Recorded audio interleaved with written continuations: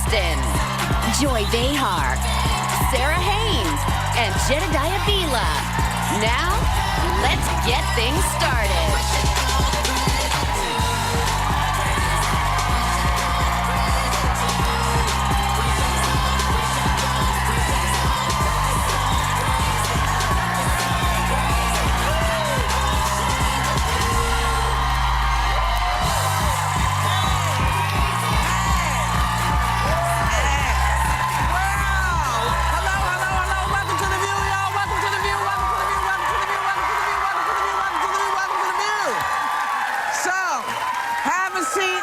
Because we got a lot to get through. Donald Trump is threatening to sue the New York Times over allegations that he groped women, which would contradict what he said on the last debate. Take a look.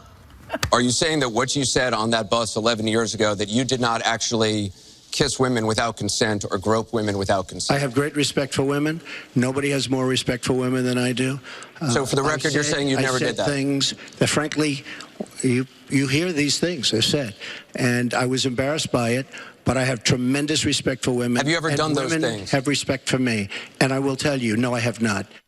So now 4 women are claiming that he did get physical with them. At the same time, sources say Trump's campaign is about to bring new Bill Clinton accusers forward with 26 days to go until this. Oh, my God. Are these accusations going to cancel each other? I mean, how much is this going to matter to voters? And are voters in fatigue mode? I think they're going crazy. I said, the second he said that in the debate, he said, no, I did not. I heard those words. I said, uh-oh, because I knew the floodgates were going to open and people were going to come forward. The thing that's most distressing to me is that it's a presidential election and no one gets to talk about policy. We have 2 people. You're going to hear now from a bunch of accusers against Donald Trump. Now you're going to have the floodgate of people against Bill Clinton. We're going to be talking about whether or not Hillary played a role in bringing those women down. And a lot of voters sitting at home are saying, okay, but what do they stand for again? How do I get into the voting booth and how do I choose what's best for my country? Because you guys are engaged in drama and sensationalism, and I'm interested in who's going to bring, let me keep more of my hard-earned cash. The question also is about the millennials. Who are the millennials going to vote for? Because these are the people that Hillary is having trouble with right now, although 40% have an unfavorable view of her, and 63% of the millennials have an unfavorable view of Trump. So she is doing a little bit better than he is. And the other interesting thing I read today was that at Liberty University, where Jerry Falwell Jr. is the president of it, he is backing Trump no matter what Trump says. But the students say, they wrote a letter saying that they don't want to have anything to do with Trump. So it'll be interesting, because that's a very important core voting block for Hillary Clinton. You know, I think that we can't say that these allegations against Trump aren't important. And that is because, and anyone who has not read Natasha Stoyanov's People magazine article must read it, because many people, I think, are saying, well, these women, why are these women coming out now? Why didn't they do it before? And she says during the article something that I heard from many victims that when I was prosecuting sex crimes, and I wanted them to come forward. She says, but like many women, I was ashamed and blamed myself for his transgression. I minimized it. It's not like he raped me. I doubted my recollection and my reaction. I was afraid that a famous, powerful, wealthy man could and would discredit and destroy me. And that really rang true to me. And I think the other thing that people need to understand about sexual assault, it's not just intercourse, it's not forced intercourse, it's unwanted touching, it's unwanted kissing, and that's exactly what she described. And sexual assault is also about power. It's not about sex. And so now you have a guy who is seeking the most powerful office in the world, and is he going to abuse that power? And that article you're talking about is the woman who claimed he groped her down at Mar-a-Lago with the People magazine. In the People magazine article, she said that she was interviewing him, and basically he showed her, while Melania, pregnant, was upstairs changing, he showed her a room, closed the door, and immediately stuffed his tongue down her throat. And it was an unsolicited, non-consensual sexual assault is what she's describing. And I think people will listen to that. I think millennials should, and I think women should. I think everyone should. I think men should too. Well, how do you account for the fact that there are many women who still want to vote for him? I've seen them on TV. Yeah, because there's the same way that you brought this great point up yesterday with the comparison to Bill Clinton. There were people who saw what Bill Clinton had been accused of. He had been accused of rape and sexual assault, and they looked at it and they said, you know what?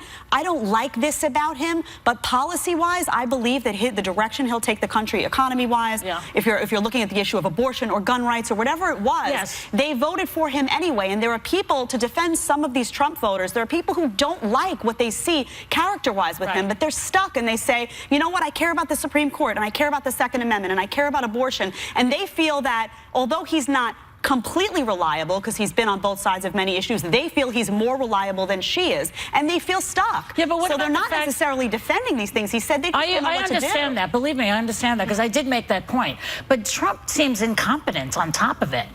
That's the problem. He doesn't seem... I have heard some people say that safety of knowing someone will surround themselves with other people that might be more true to the party line. So it's not that they're depending on him to be that strong of a leader. But will he listen? Will he listen? And again, I really think, you know, it's not just Natasha's story that I talked about. You also have a woman, Jessica Leeds, who says that he assaulted her when they were flying together on a plane. Rachel Crooks says that he tried to kiss her during this chance encounter in an elevator. And Mindy McGillivray says that she felt a little grab when she was at Mar-a-Lago and on her butt and turned around, and it was Donald Trump. So, I mean, you have now 4 women saying these things, and that's a question of character. It's illegal. It's criminal. If he did do these things, he's denied that he's done them. But it's about an she said in a court of law that he said, she said. You know, unless there's a tape. Look, this is going to happen. I get it. I know we got to go, but this is the first time I've said anything except welcome to The View. So I'm going to take my 2 minutes and just say that, you know, I would hope that we all get a chance when these accusations come. I hope that we are able to get them in front of judges. I hope that we are able to find people to prosecute them, because these charges are important. It's important to know they're out there. Now, whether the timing is smart or not comes into what people are thinking about. And that's never a good thing. Because if you start doubting that things may be happening because, oh, look, well, it's just to discredit him for now. People have a lot of questions, and questioning these kinds of issues is very dangerous. And people don't like to hear you say, well, why now? Or, you know, with anybody, whether it's Trump accusers or Clinton accusers, there are lots of questions that no one ever gets answered because we're not allowed to ask them. So keep in mind that when you decide to do what, baby? They're telling me in my ear I have some must-reads. Okay. Can I just finish what I was saying? I don't want to interrupt. Well, you did, but that's okay. Go ahead, Sonny. Okay, so Trump tweeted this morning, the phony story in the failing New York Times is a total fabrication written by the same people as last discredited story on woman, Watch. He also said, why didn't the writer of the 12-year-old article in People magazine mention the incident in her story? Because it did not happen. And then finally, another retraction, another statement. Trump and his campaign have denied the allegations. Trump's attorney has demanded that the New York Times issue a retraction and apology, and is threatening legal action against the New York Times. We'll be right back. All right. Next, from the Clinton campaign WikiLeaks to Trump's latest scandal and what Bill Clinton told him about working with Hillary. They're getting into absolutely everything with Hillary's Veep, Senator Tim Kaine. The talk with your kids. When I was pregnant, my son was curious about what was in my tummy. I said, when a mommy and a daddy love each other, God puts the baby. And even if they don't love each other, God puts the baby there anyway. OMG. It's The View on ABC. Later, rock star of science Neil deGrasse Tyson has hot topics that'll blow your mind.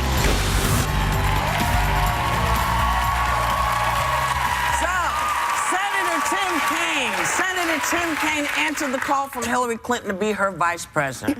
But the way this election has been going down, I have to imagine that even he had no idea what he was signing up for. So we'll find out. Please welcome Senator Tim Kaine.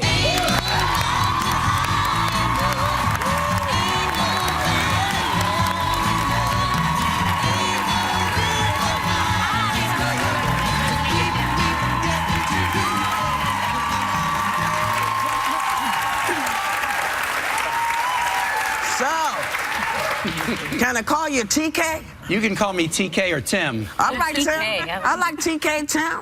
Look, 26 days till this insanity is over. I bet you're probably just as anxious as everybody else. So let's jump into this. I mean, you heard us talking about the latest allegations against Donald Trump. Any thoughts? Well, when the tape came out last Friday, I guess I was shocked but not surprised. I mean, the tape kind of made me sick to my stomach. But if you've been following things that he's been saying during his career and during the campaign, it wasn't completely surprising. I was surprised on stage Sunday night when he said, I just said that, I never did it, because I felt like, okay, well, how many days is it going to be until folks are coming out and saying, no, that's exactly the way he treated me. And now we're seeing that happen. So not surprised, but it is shocking, and especially that he is the nominee and this stuff is coming out. That's the interesting thing, because Bill Clinton also has been accused of infidelity and sexual assault. Do you think that it's fair game because he wants to drag all of those women out?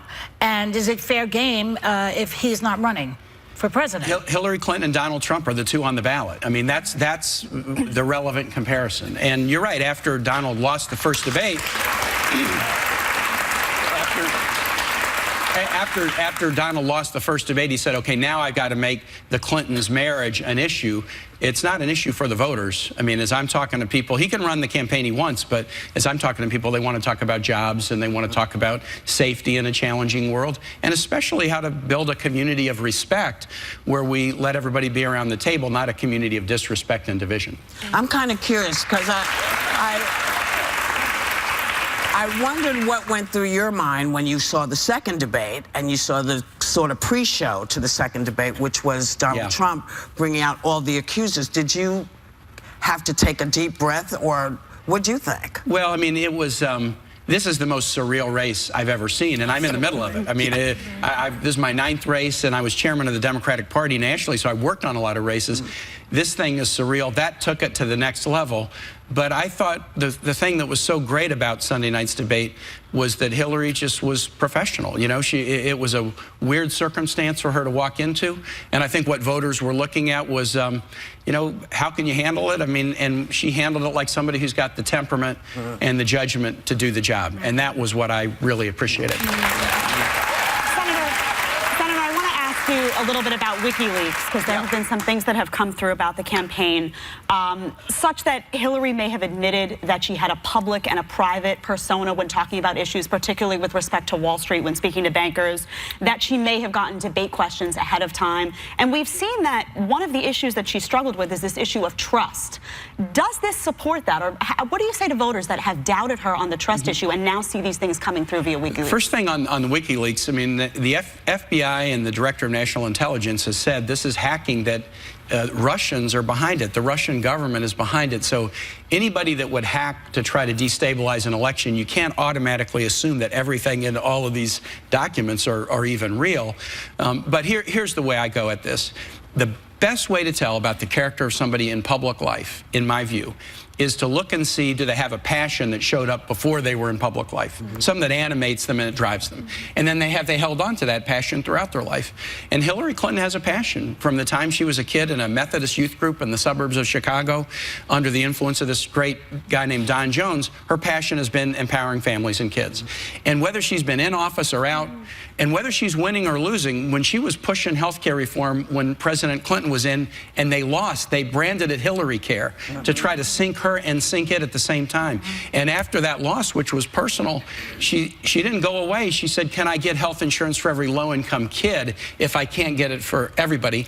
And working together with Democrats and Republicans, she did. That tells you something about who she is. Senator, you have devoted so much of your life you've devoted so much of your life to public office as a governor, a senator, and now possibly our next vice president. What can we expect from you as the vice president? You know, I learned a lot from Joe Biden, who is a friend and has done a wonderful job working with President Obama. And some I've learned because he's talked to me, but some just by watching up close in the Senate. Is he sorry he didn't throw his hat in now? You know, I think he's in a really good place right now. Really excited to be out on the trail. But what I've learned from him is the best job you do as VP is just try to be with the president when every hard decision is made. To offer what you have. I was a missionary. I was a civil rights lawyer. Then I've been a mayor, governor, senator. So I've been doing public service for a while, and I have a lot to offer. But I also have a lot to learn. One of the reasons you want to be there when every hard decision is made is not just to offer your advice, but also to learn from somebody else who's a great leader. So that's job one. Then I have a couple of, things I'm really into. Not surprisingly, as a mayor and governor, I really like working with cities and states. Anything Washington does only works if it works in a neighborhood where somebody lives. So I want to try to work with mayors and governors. And then I have a real passion for Latin America because of working with missionaries in Honduras and having a Spanish fluency, being able to work with our other nations in the Americas, but also the 45 million Latinos aquí. That's something that I really want to be able to do, and I think I can do that well for the administration. Y su español es muy bueno because we spoke backstage, and I actually was so impressed with your Spanish fluency backstage. Thank you. But I don't want to bring up a sore subject, but you took heat at your debate for interrupting Mike Pence. Yes. SNL had some fun with it last weekend. Take a look at this. What are your plans to combat terrorism at home and abroad? Senator Kaine, we'll start with you. Awesome, Elaine. I have a great answer for this, and here it is. Donald Trump has called Mexicans rapists, and he's called women pigs and slobs. No, that's not true. Yes, it is, Elaine. Is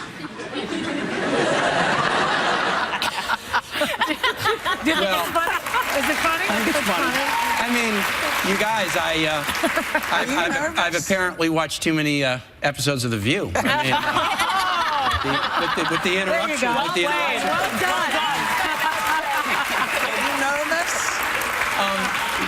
Because you looked like you were prepared, but you looked a little nervous. Nervous in the good way. I think if you go into something high stakes and you don't have any sense of nerves, you should probably do something else. Well, you look like a litigator to me, but did you realize how much you were cutting him off?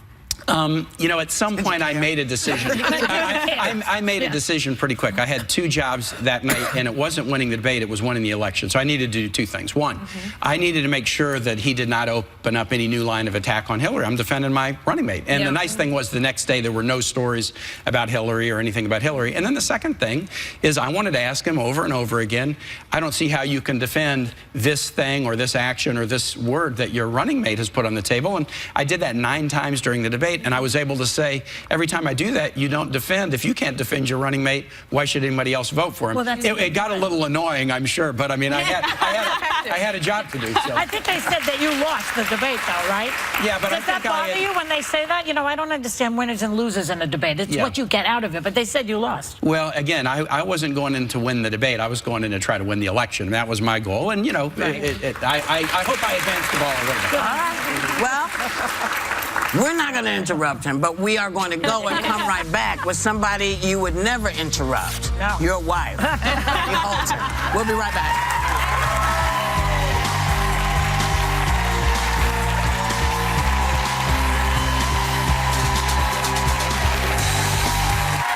And we are back with Senator Tim Kaine, and we're joined by a woman who's a lawyer, a judge, and Virginia's former Secretary of Education, and, his wife. Please welcome Ann Holton. So,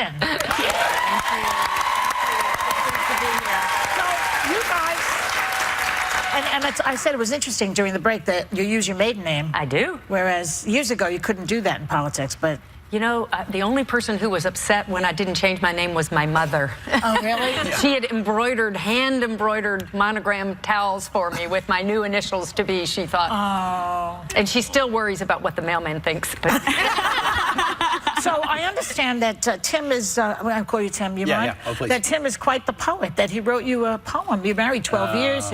Can you give us a little sample of the bard, the bard in you? No, but it is true. We've been married 32 years on November 24, and after one of our first dates was a picnic on a beach called Singing Beach, Cape Ann, Massachusetts. Wow. And we went on a picnic, and Ann spilled, it was very cold March day, and she spilled hot coffee all over my lap. But I actually wrote a poem that was not about that, but it was about something good, but I can't even remember a line of it now. called Cape Ann. Yeah, I remember that. Cape Ann. It was very sweet. Well, Senator, the rap on you is that you are the nicest guy in the world. But Ann, can you give us a little dish? I mean, what is his worst habit? Oh, he's got some habits.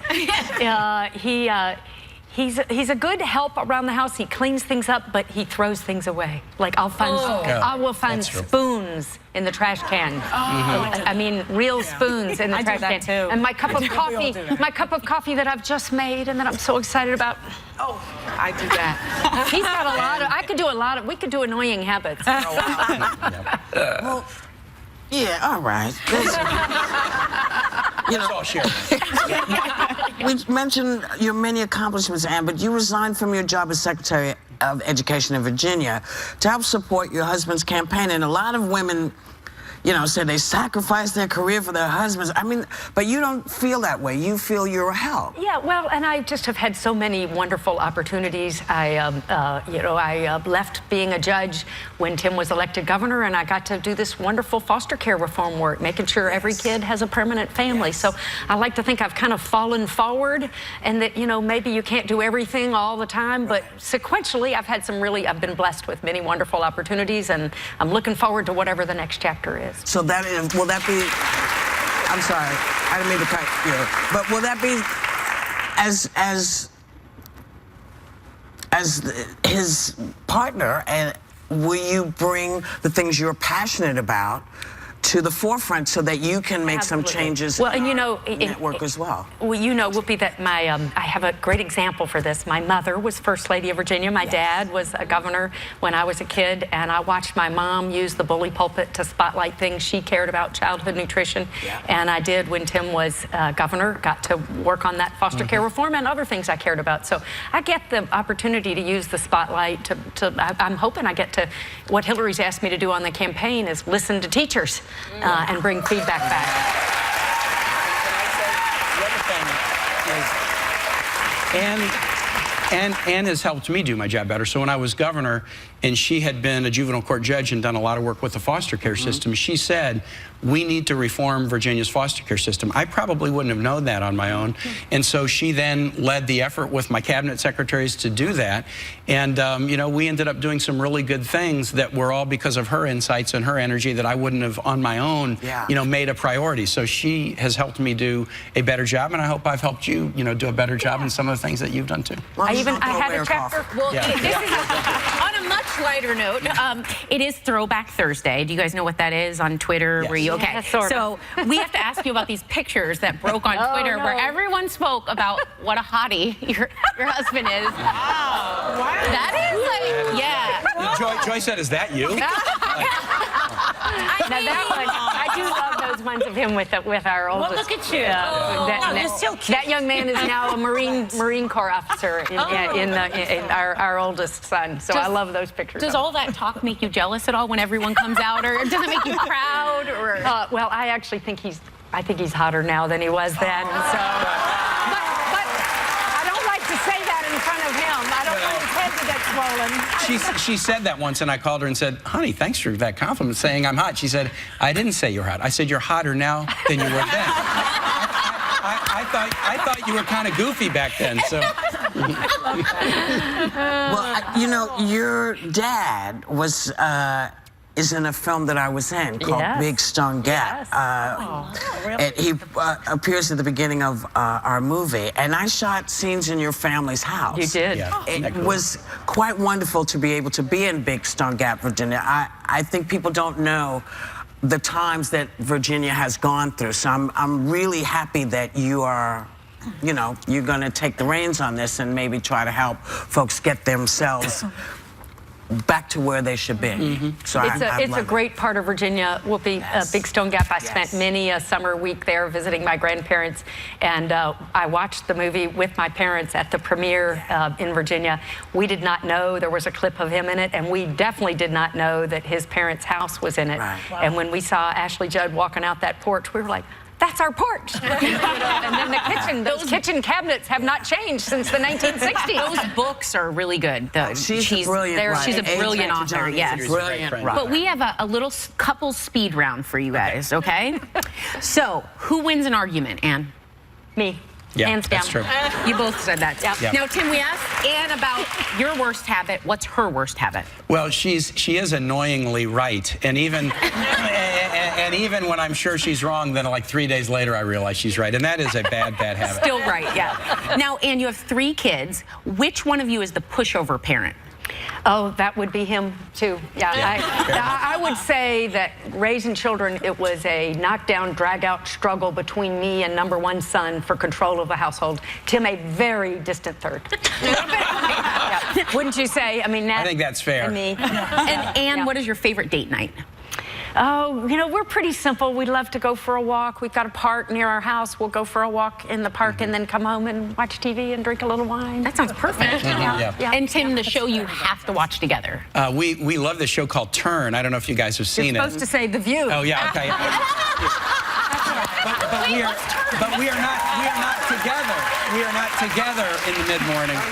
So Turn is a great show, AMC show, about George Washington spy ring on Long Island during the Revolutionary War. And it's shot in Virginia, and we've gotten to know some of the folks. Of course, that's what you watch. Yeah. It's good. So we have to go. It was really lovely to have you here. Thank you all so much. I want to thank Senator Tim Kaine and Ann Holton.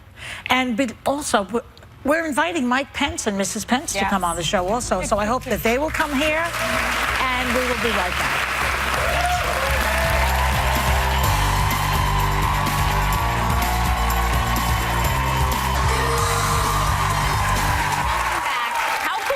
As a new mom, I'm already dreading a future where my boy Alex's eyes are glued to his devices. And Little Bits helps shatter that screen time with their award-winning electronic building blocks. They're so much fun and teach kids ages 8 and up to unleash the inventor inside them. See for yourself, because thanks to Little Bits, members of our audience are going home with a Rule Your Room kit.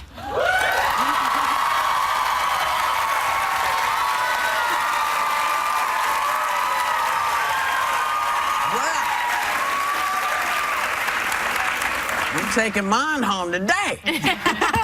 Now, you know, a guy wrote into the Huffington Post advice column because his wife started having sex with him again.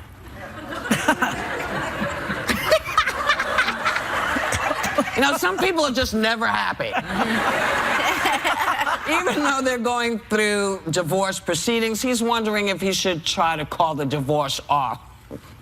I don't know. I leave it to you all. Is this a good thing, a bad thing? What the hell's going on? They're saying that breakup sex is hot. That's what they're saying. It's like only hot if it's like makeup sex. Like, I don't get this. Once you're done with a dude, say you have a big fight and you're like, I'm done with you. How do you make out? How do you get into it? Don't you just want to throw you know, your stuff out? And I don't know anything about this. I don't like that. Joy, you've been divorced. Like, do you relate to this in any way? He was never more attractive than the day I broke up with him. It was like, the shackles are off. Who are you with, Donald Trump? I related to that when he said that. Doesn't everything look better, like, in retrospect? Don't you kind of, like, fantasize how good it was, but then when you realize it's not that great? Do you? I think, I don't, but I think a lot of people do. I did, but I was always trying to get back in. I was like... I mean, that's a So you're telling me there's a chance? It's a question of security versus insecurity, and maybe insecurity is a little sexier than security. I think it's freedom. I think it's like, I don't have to worry about you anymore. I can just have fun. I don't care if you leave your clothes on the floor, the drama. Now I could just have fun with somebody, and it's not about building a life with them or taking them seriously. It's just party time. Get out of my house. If I'm doing divorce proceedings, the last thing I want to do is look up at you. I'm with you. I'm with you. Get out. Yeah. We'll be right back. That's what I was talking about us. Get out.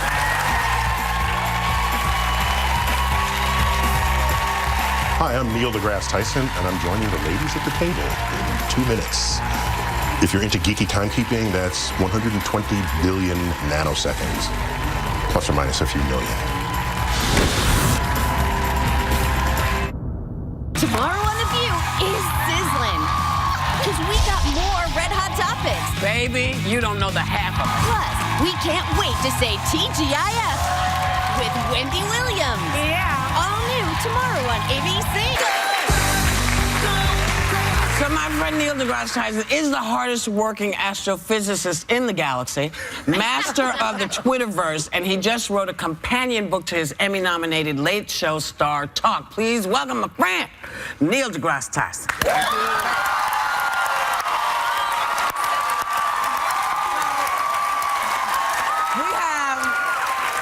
I have some questions for you because all kinds of stuff's been going on, and I just need to know. But you recently celebrated your birthday, but there was some debate as to how old you actually are. No, well, it depends what planet you want to count the years. Well, that's all.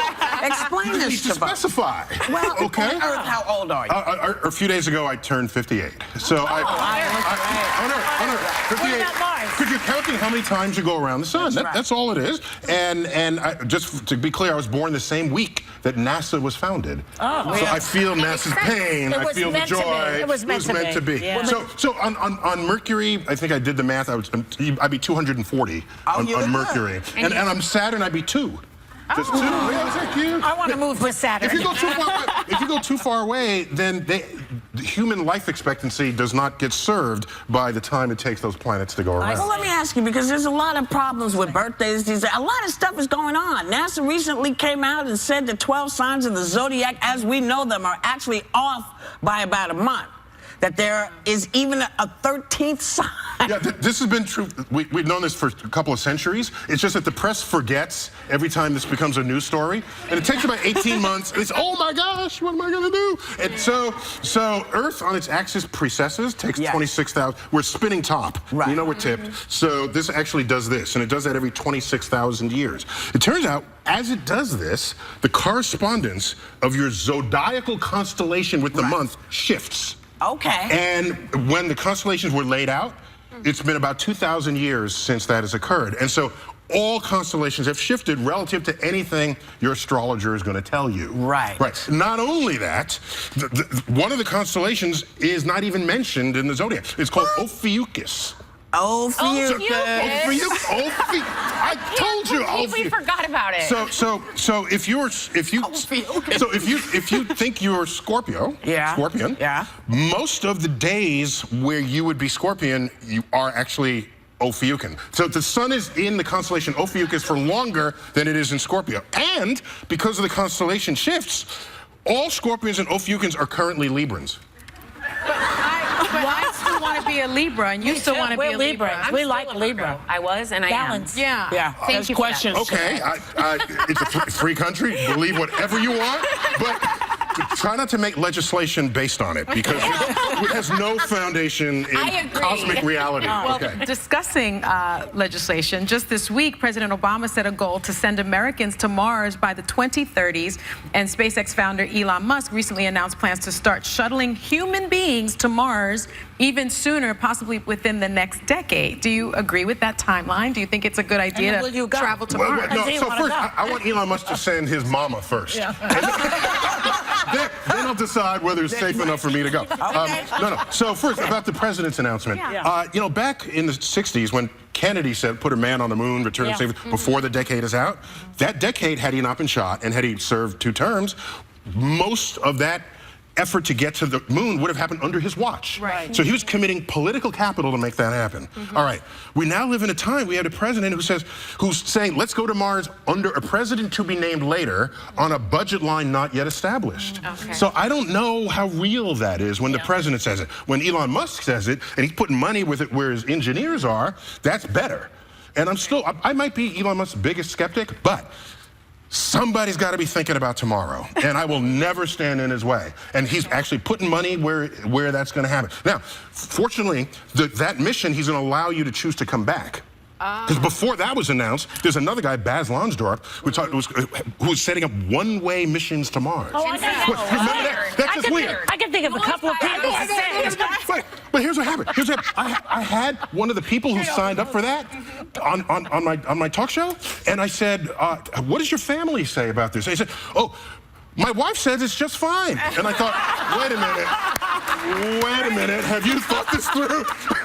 Is this because your wife loves you? It's a long time to get to Mars, though. No, so it's not the time so much there. It's 9 months, 10 months. You got to hang there until the planet orbits line up again, and then you come back. So it's at least 3 or 4 years. Okay. Yeah, that's like inconvenient. You've interviewed a bunch of celebrities who are closet science nerds. We had our own Whoopi was on your show, the first guest this season, right here. She's our first guest. How do you figure out who to book for that? Well, so we book anybody. Well, here's the thing. We like it if you're sort of famous, okay? Fine. But then on my show, it's a geek safe. Star Talk. Right. It's a geek safe space. So if you have geek underbelly, then we tickle your underbelly. If we learn that, does it come out on this show? I don't know. Whoopi on the show said she loves superheroes, and she can't wait to have a superhero who kind of looks